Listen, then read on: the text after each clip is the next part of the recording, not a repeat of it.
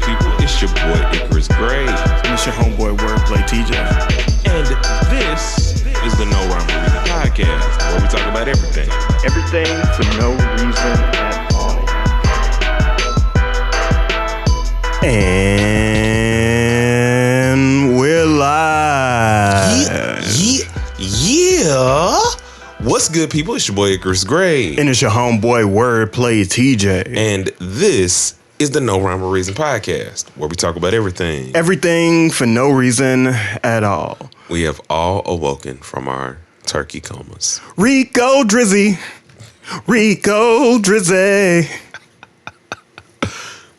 Touche. Yeah. Touche. You like that? I do. So, oh, wow. Y'all we got know a lot what to talk about. Y'all know what we're talking about. Like, let's cut the shit. The war. Huh? There's some shit going on. You said war. War. You gotta stop cursing the first 30 seconds. Sorry, guys. Now I gotta cut it out. There's some things going on. Sorry. This has been a hell of a week. It has. So, according to the Associated Press and some other media outlets, Drake makes another legal move against Universal over Kendrick Lamar. And this comes from the initial legal move that he made, where he alleged that Universal falsely inflated the popularity of Kendrick Lamar's diss track, Not Like Us. So there are a couple claims here. Artificial promotion. Again, according to Associated Press, Drake asserts that UMG manipulated streaming platforms and airways to boost Not Like Us. And then there's another claim that has recently come out of defamation. So the lyrics of Not Like Us contain severe allegations against Drake, including accusations of sexual misconduct. So, basically, what is it? The PDF file. There we go. Yep. They calling him a certified pedo bear. Yeah. Oh my gosh. All I can think of is South Park. Yes. Oh, I see you editing the bear running towards the screen. Let's not. Do not give me ideas. Anyway, the implications of this, Drake is saying that, this is damaging my reputation. This is unethical for the businesses to do so. UMG, Spotify, iHeartMedia. Mm-hmm. And this would set some legal precedent for this type of case. And this also has some implications or some impacts on three different things. So we're going to talk about like how it impacts society today and how it impacts art, and then finally how it impacts business. And so all of those things we're concerned about in this conversation. So let's start with the impacts on society. Where did you land after this news came out? I landed on the take your L, dog. Just take your L. But also, I do understand only the defamation. I personally would not want to be called a pedo. Yeah. I just wouldn't. Geppetto. I would not want to be called a Geppetto. Yeah. And I probably would go after you for that if that would be a thing of like, hey, bro,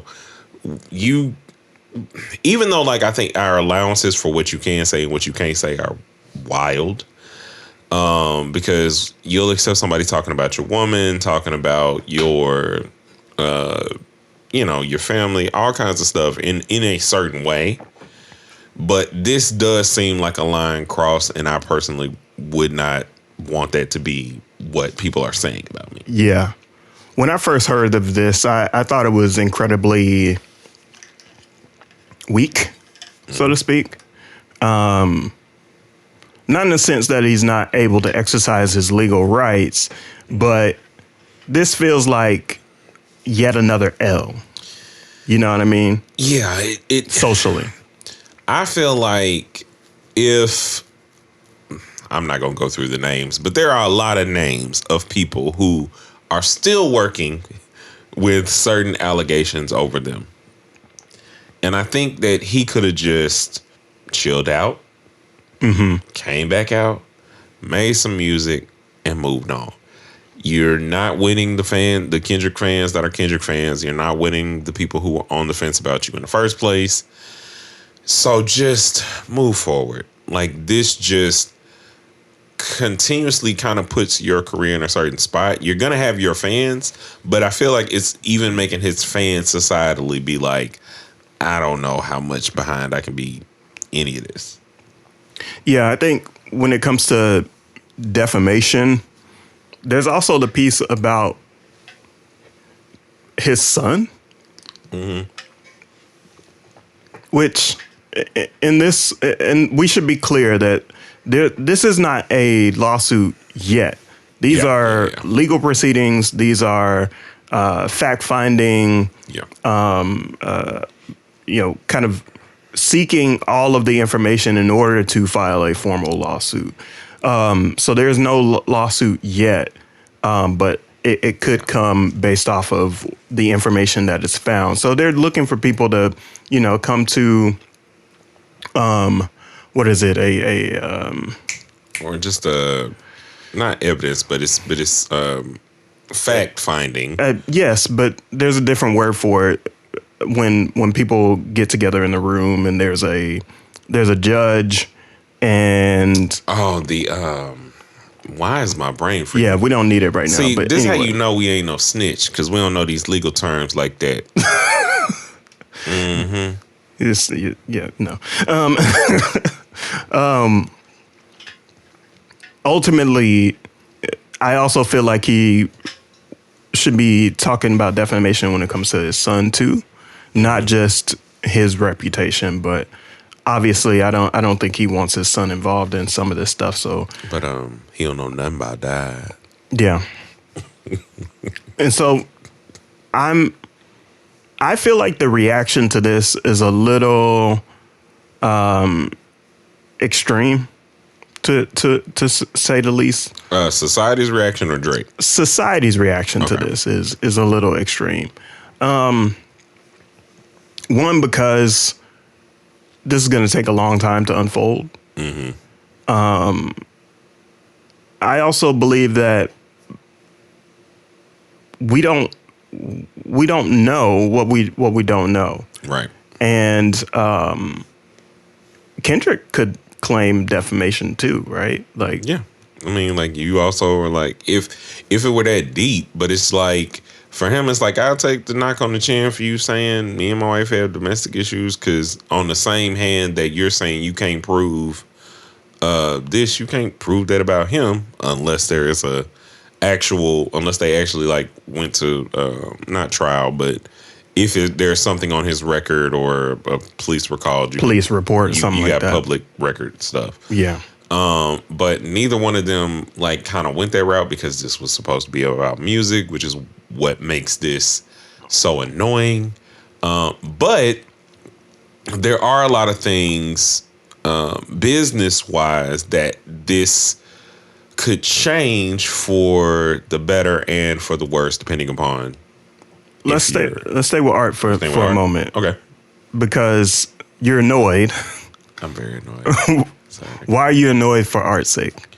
I'm annoyed for art's sake because what this does, or what this could do, is change how people do beef or just how you spar. Because I could make a song about how rappers aren't on my level, or even like our song, and in that song somebody could go and listen to it and be like, I feel like he hurt my feelings. Yeah. And it's like, who are you? Like, who kid? Like, it's not specifically at you. It would start to kind of change like how we approach even general sparring. Because is my sparring going to hurt your feelings? Is my sparring going to make you feel away? How can I actually approach a beef? Because most times in beef, especially in battle rap, you do research. You go and you do research on a person. And then you talk about that. am I not going to really be able to do that? Because am I just going to have to like make stuff up? But even then, that could be a problem, because if I'm making stuff up because I'm trying to like not say what's real, then you're going to sue me for defamation because I'm lying on you. Yeah. So this does create a legal precedent where the art is liable for what is said in the art. Mm-hmm.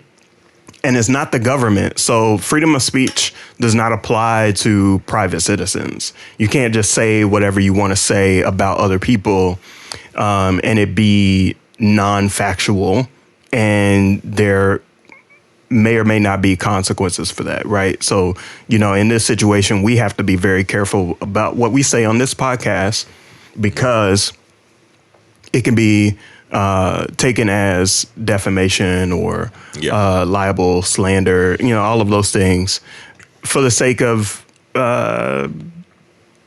somebody feeling some type of way about what we say. So for art, my issue is that with decades of beef, whether we agree with beef or not, it's a part of hip hop culture. Mm-hmm. It is a part of rap. It is a part of the art form to go back and forth with somebody, and like you're saying, spar. But we've never expected Biggie and Tupac to sue each other. No, we never expected them to sue each other. We also never expected them to take it to where it went.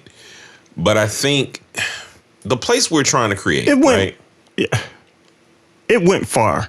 It went far, but the place we're trying to create is a place where it's just like, they said it in the song.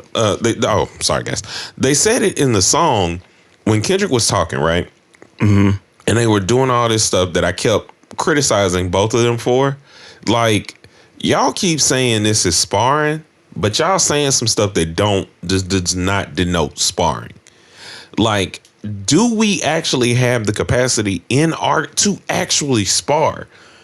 If we're here, it feels like we don't, especially at like the highest level of artistry, right? So, do you think people are going to actually accept that, though? Actual sparring? Yeah. No, because I told you before, I'm like, do y'all realize that on every song you will talk about a rapper, we will say something about rappers in some way, shape, form, or fashion? It's the proverbial all y'all. Yeah, people don't want healthy competition. But it's always there, and no one like notices it or cares unless I'm putting a name on it. Your name is on it. Mm-hmm. Because if you are a person that fits the category, like they said, if hurt dogs holler, if the shoe fits, wear it, all of that. Like, they're always talking about you. Mm-hmm. So it's just interesting to be in a place where this is the response. Because I really do think that if you just left it alone, you would have been fine. Yeah. You mean what alone? If Drake had just not done this, if he had just gone, like, chill, go be with your kid, do whatever, like, Not Like Us is going to fade at some point, but it's definitely not when people feel like it annoys you. Yeah. Well, I think that's the part where I do give him some credit. Mm-hmm. Right. So this whole situation proves that he's not like us, for one. Mm-hmm. That is 1,000% true. Mm-hmm. But I think the piece that is missing here is he is... How do I want to say this? Like, business-wise, he is making a good case. I don't know. That's what I'm trying to get at. I think he has every right to expose the business. Yes, that's what I was getting at. Through art. But he is a beneficiary of these business practices. So if these business practices are true, then wouldn't he be guilty of the same things that he's alleging that Universal is doing?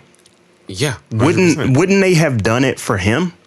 100%. Like, do you not think that Highline Bling, God's Plan, that they had no payola or no streams that were certainly inflated? Yeah. So we're kind of leaking into the business. Are we done with art? Yeah, because I mean, art wise, I just think overall, I think it's a bad look for art, personally. Mm-hmm. And I really don't want us to take this route of just, man, you were talking about me. Like, can we? Yeah. Like, nah, bro. Like, the song is the song. Like, Ether still plays. Yeah. So I think that's the piece that I'm talking about, is like the grace comes in when it's like, well, wait, he might be exposing something in the business that everybody needs to know. Yeah.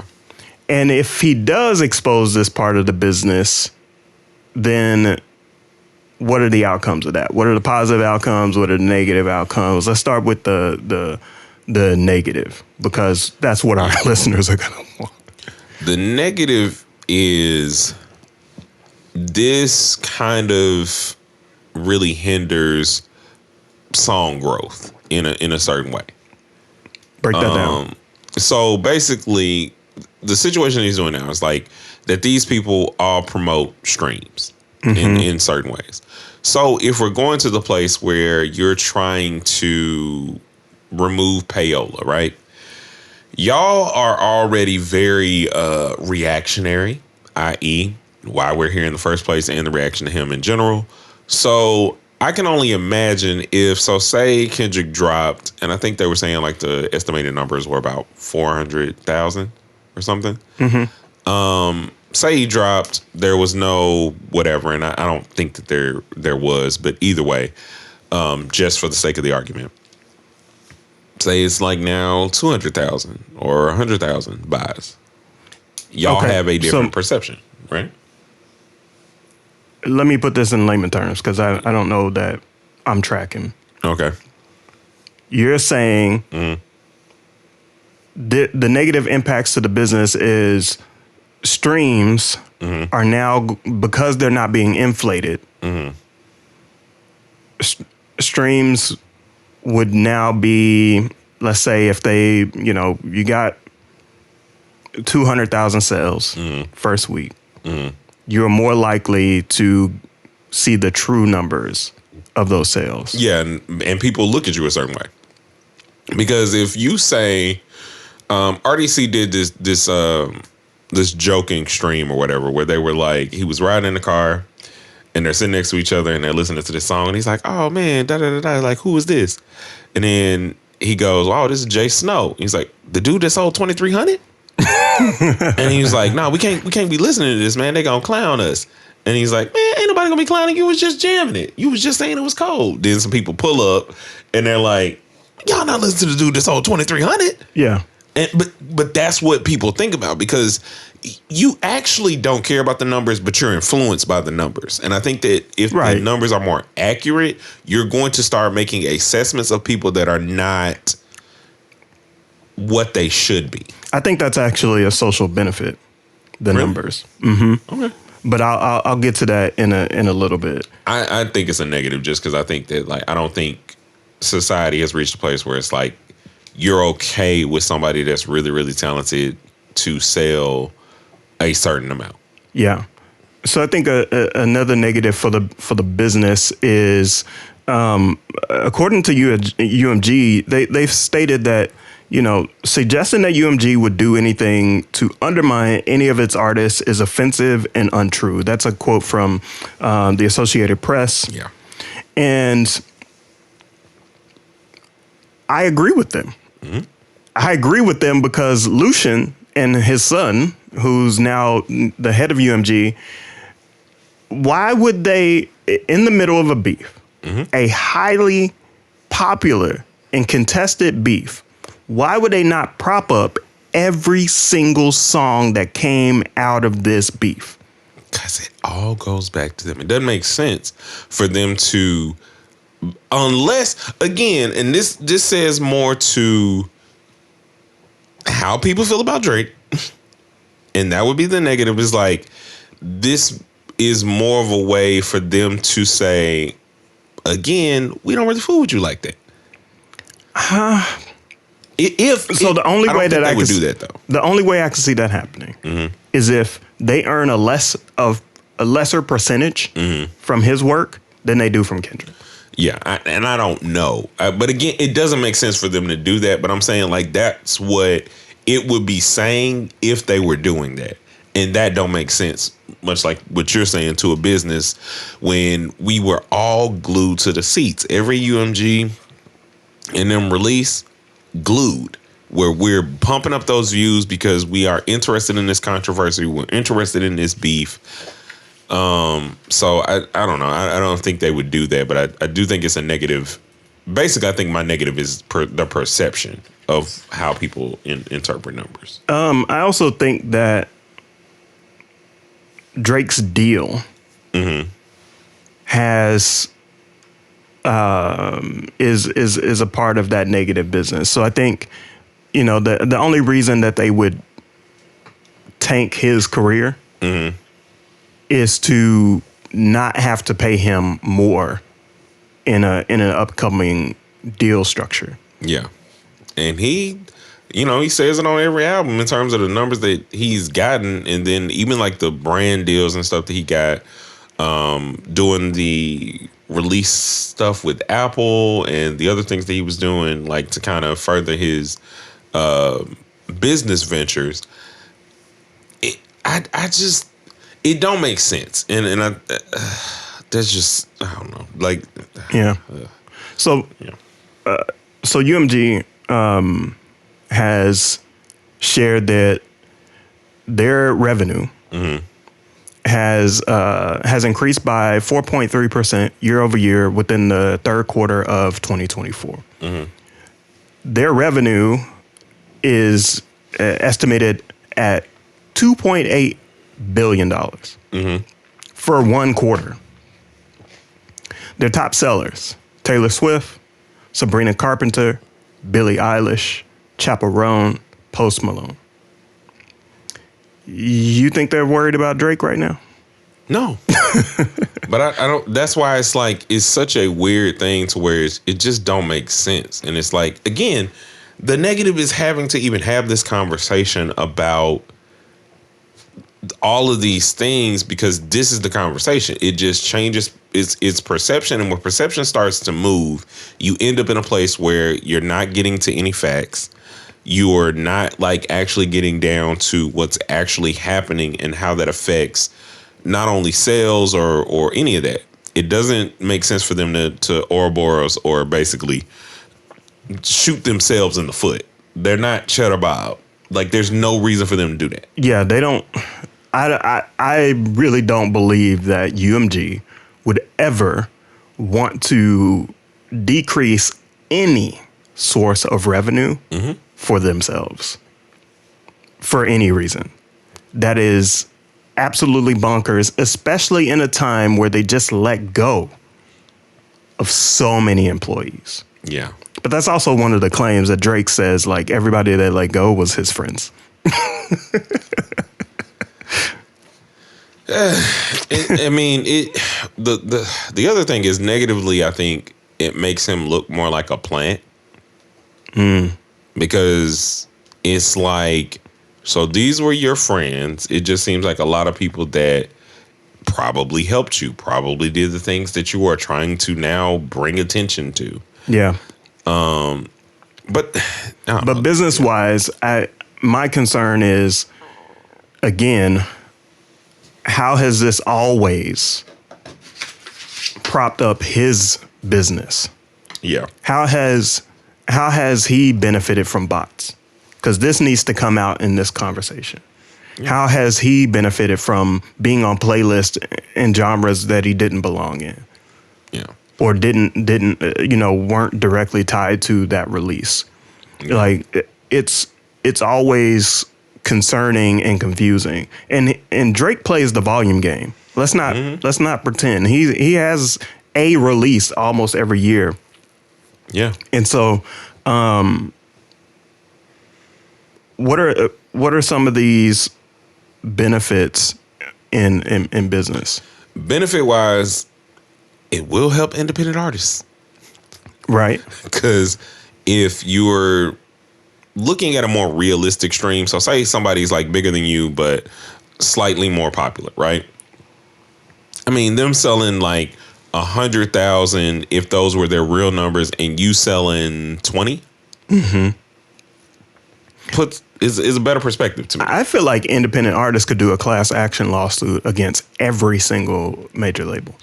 Oh yeah, If the facts come out that they're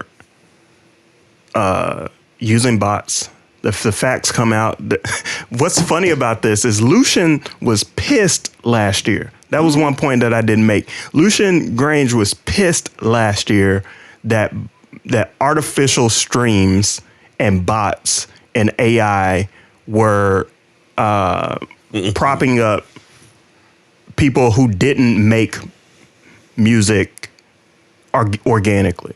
yeah, Right. So you make just noise tracks or sleepy time tracks or, some type of like artificially made song. yeah. And then you prop it up with some bots. Lucian was pissed about this last year in the press. And if this comes out, he does not have a leg to stand on. No, because He was pissed at TikTok for not properly not renewing their license with UMG under their terms. Because what does TikTok do? TikTok propagates It and does streams. You can have a song on TikTok that still to this day blows you up. It's less likely than it was a few years ago, but Yeah. it can still happen. The reason why I said the numbers, or sorry, I want to finish one point for independent artists first. Independent artists, I feel like could lead to a class action lawsuit, but I also believe that independent artists would have a level playing field Yeah. so that the fans don't see the numbers as anything to like leverage against an artist for being quote unquote trash, right? That's what you wouldn't have it. I don't know that anybody has ever tried to get a song heard without trying to put money behind it. Oh, that's a fact. But I think the difference being say we do Facebook ads, YouTube ads, whatever, right? Mm-hmm. I'm trying to get it to where you see it. Right. There's a difference between trying to get you to see it versus like just right. ticking versus it up. Paying a playlister versus using streaming bots, and they exist. They exist all over the world. Yeah. And these computers, it could be like a bank of like 12 cell phones or hundreds of cell phones really that will play a song over and over again in order to inflate the streams. And you can pay companies. You can pay companies right now to inflate your streams. And people won't know the difference. No. Because people look at views and streams as proof of concept. Yep, as law. Which again, I mean, we know how hard it is. Yeah. We know how hard it is as independent artists to do it organically. We know how hard it is as YouTubers yeah. to do it organically. We are at the will and mercy of the algorithm. I use advertising to promote my music. I use advertising to promote this show from time to time. But most of our traffic, like I would say 80% of our traffic is organic. And so it is really difficult to to get people to see your work in a sea full of work. And especially when you're competing against money. When it's not actually about art. And I do think that if this class action lawsuit went through, and it could help independent artists in the sense that it's not solely about the money. It could be more about the art in that sense. No, I think it's about the money too, though. Well, yes. But I think that in that regard, it makes it not so cutthroat, because people define you by your numbers. People define you by the accolades and the things that you achieve. So if you're in a situation where it's more factual than it is fabricated or forced, people can start to have a better acquisition of what's actually going on, who's actually good, who's actually not. Because you now have to actually think about how you're listening to the music. It could also help the artist in a way, because then you would know as fans what you actually have to do. How does this hurt Spotify? Hurt Spotify because we already know y'all be pumping streams. Like, and I hope allegedly everything hurts. Allegedly, I don't want any defamation. I don't know anything. I didn't talk to anybody. I don't care how it hurts them. I just want it to. How about that? Well, Spotify did post that they finally made a profit. I think it's 1.5 billion in profit. What are we? What? If you can make 1.5 billion in profit, What? but then you complain or you fight the federal government about the increase of streaming revenue for people's copyrights, Bro. and then you complain about artificial streams and those same noise tracks that UMG is complaining about, I want to fight. and you make 1.5 billion in profit, and you can't pay independent artists.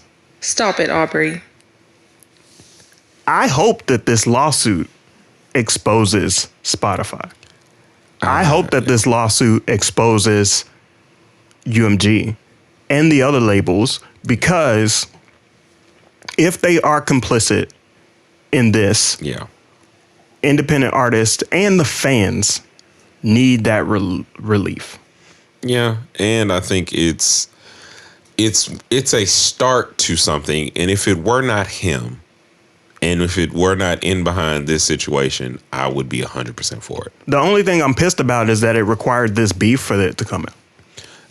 I mean, because the only reason you're doing, and again, I think people have to kind of understand the kind of situation that he is being put in with Say all more. of this. So again, like we talked about earlier with the art, like you're put in a situation where the accusations against you are very damning. That they're not fun. It's putting a light on you. And if there is pumped streams of this song, like, you see how the song is going crazy around the world. World. And you're leading up to the biggest advertising day in America. Yeah. But my issue is that, Drake, you can't play Taylor Swift when it's convenient for you. No, you can't. And that's what pisses me off about this is like, Yeah. I think he's taking more L's than he is W's, even if there's a W for the business and the independent side of things. Oh, if the business will win, he won't, no matter what happens. But that's the thing is like, Taylor Swift, for folks that need context, Yeah. has pushed against the label majors, the naval majors, Naval major.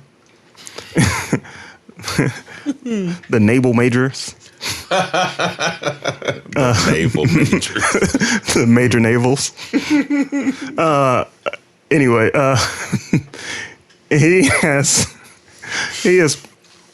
she pushed against the major label system Yeah. for her copyright. Yeah.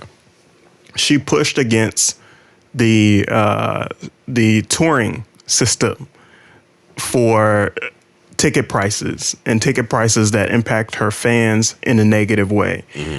And she didn't do that out of convenience. She did that at great risk for her career.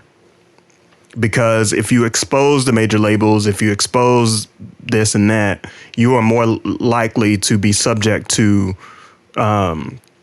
being pushed out of that system. Ooh. And so Drake is taking a risk, but I don't think he's taking a risk for the greater good. I think he's taking a risk for himself. Yeah, 100%. And that's where the L's lie. The other thing I just now realized is something else that will kind of help in regards to like if this is the case, if this is stuff that we're doing, that they're doing, UMG, Spotify, whatever. It also will kind of hopefully change the landscape of what you hear. Because I think about like we're in the holiday season now. What is the landscape of what we hear? So what is that? The landscape is so right now when you go out into the store, right? Mm-hmm. You're going to hear specific artists.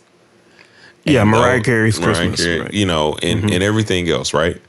There are other artists that are trying to make certain songs. And if you're not necessarily, JCPenney or whatever store is not like in bed with UMG, Spotify in these ways or with these labels, maybe you play something new. Maybe there's a new song that you hear that you're able to like engage with and enjoy versus the continual cycle of it's the same 6-7 people. Yeah, I don't totally agree with that point. I see where you're going. Mm-hmm.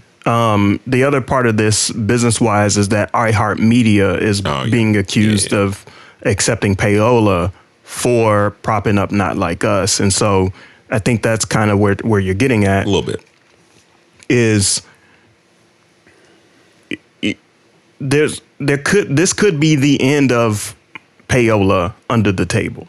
And this could strengthen some of the legislation that's out there to fight and push against terrestrial radio.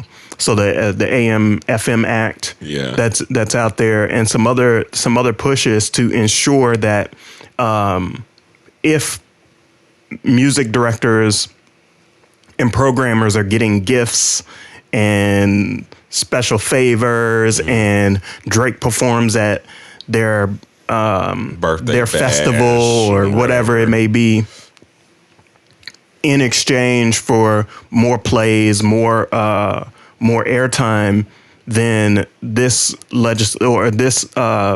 legal action could put all that out there into the ether.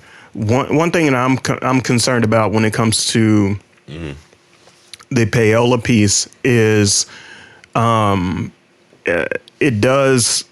will level the playing field, but I feel like people will just try to find another way to go around it. Well, I just thought about they would probably just create an NIL for artists.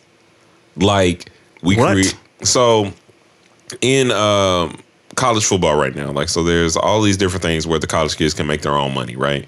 So there's NIL money in terms of contracts and stuff they can sign. They can now sign like dealership deals. They can do all the stuff that they couldn't do. They can make their money as they want to. Right. Because, you know, they college players took action against they wanted to make sure that they could use their likeness to profit, and the leagues aren't the ones that are profiting. So I think the NCAA specifically. But I think that with that, they're gonna, like you're saying, it wouldn't be under the table anymore. It would just be on the table, and they would try and create systems that would do the same stuff, but just you can see it, and you would see, okay, Drake is now sponsored all the way by Sprite or whatever. Like, they're putting money into this because they think that he's gonna, you know. Well, that's the way it should be. It should be transparent. Yeah. But payola is illegal. So yeah. But I think they would just government, in terms of the money and stuff that they get back from it, they would just make it legal is where I'm thinking they would go. Because it would just be like a system that hey, this is how we do the system. This is the money cap on what you can do, and so on and so forth. You have to donate a certain percentage to charity or do a certain percentage to this or whatever the case may be. Like, you can't do car for car or 10 plays. You have to do this. And it can only be in this region or whatever they would do. But I think that they would just create a system to circumvent to still be able to do it. I think they would lobby for it. Yeah. I don't know that they would be successful. Lobby in terms of, like, you think they would go full on Karen, like, I need to be able to do this, and here's why, Judge. Yeah, well, no, they would lobby, not the judge, they would lobby Congress. Yeah. Because Congress now has a majority of Republicans. And so they're more free market. Yeah. And the labels, the labels can go up and say, well, we want to get rid of this payola bill. Yeah, I guess they're good. And so Oof. I think to your point, Yeah. I don't think licensing in stores and things of that nature are gonna be impacted in a way where these labels have less of a chokehold on the avenues of licensing music. I don't think that's ever going to go away because of the popularity of their catalog. Okay. The stores want music that is going to keep people shopping and keep people happy and keep people like bopping their head while they're looking, mindlessly grabbing things off the shelves. But I do think that, like, the evidence to my argument is stuff like TikTok and stuff like Shad the Remix Guy, right? So technically, there were attempts at a Thanksgiving song, but I feel like we have a Thanksgiving song now. Yeah, but I think my point is those doors are so closed off that you need special permission to enter. So the licensing companies that work with grocery stores, Right. they only do business with certain distributors. Okay.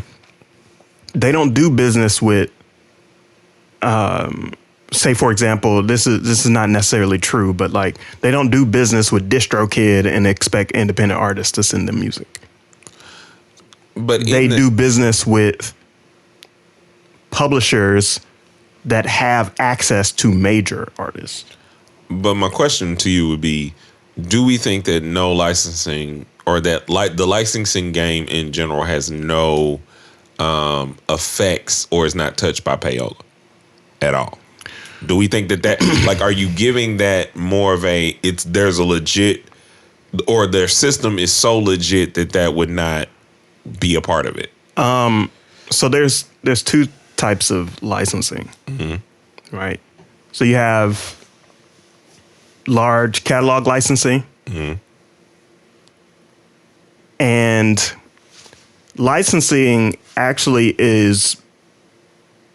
it's more favorable for the person that holds the license to pay for a license for cheap music. Yeah. But then you have the other side of licensing, which is like television, movies, commercials. Right. They are oftentimes they work with music supervisors who are looking for like sound-alikes. They're not trying to license the Drakes. So the licensing world is a little different than publishing music or distributing music for people to listen to. So think of radio more as marketing than it is licensing. But I think about it like that, but also, excuse me, with our Lupe conversation, right? When they were going and buying the licensing rights, like, is that not like just a backdoor and payola kind of thing?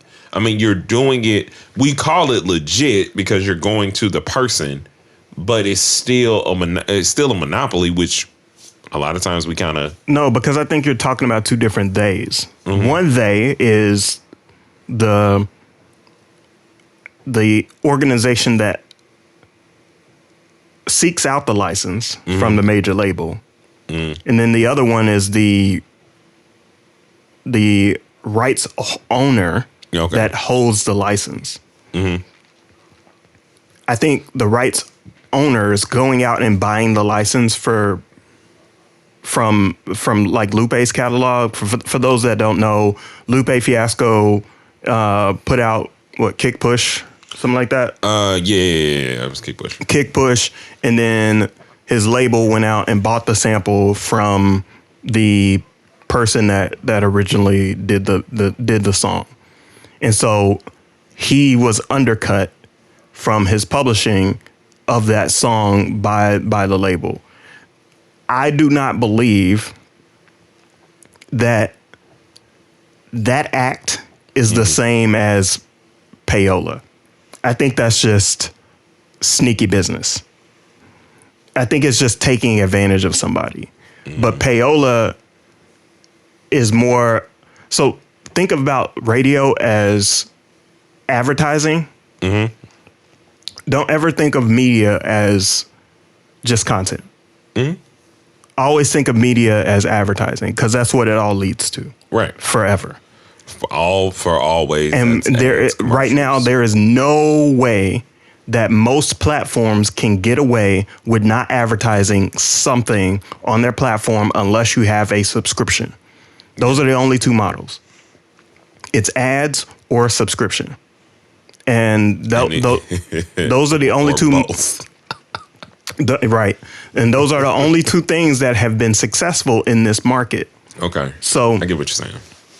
If you go out and you say, the reason why payola is illegal and licensing is legal, everything that label did to go back and get Lupe's publishing is legal. It's sneaky. It's unethical. Yeah. But it's legal. But I guess because I do get what you're saying, and I do get the difference. And what's funny is how many conversations this whole thing has sparked, because you're thinking about it from the general landscape of how many ramifications could happen if this were to go to trial and then he wins. This is speculative at best, but still, it just makes you look at the dirt that is the music industry, the dirt that is even the entertainment industry as a whole. For like, what is it? How are they moving? And if these things go through, do they just do what you said, which is go to Congress and lobby certain things to try and like maneuver and shift the goalposts? But the age-old trope is the music business was started by the mob. Yeah. And even in hip hop business is attached to gang culture. Yeah. Right? Like the successful rappers are the ones that have gangsters backing up their rise because they have tens and thousands of dollars or hundreds of thousands of dollars to invest into this, this artist. I.e. both of them in this situation, allegedly. I'll say that. But I don't know. It's so interesting to be at this place to where I never thought that a beef would end here and end in a place where, like you said, it's L's all around with like small, very, very weird wins for underdogs in a certain way. But also, what does this say about the music industry as a whole in regards to this? If the legal action moves in a direction that exposes the music business, then we knew it all along. Yeah. Bigger question is my last question to you, because I think you have an educated guess on this. What do you think this does to the labels if it's true, if the stuff goes through? How does this affect like all major labels? Because it would not just affect only UMG. I think it opens them up to liability. I think that payola gets exposed. potentially, which means that the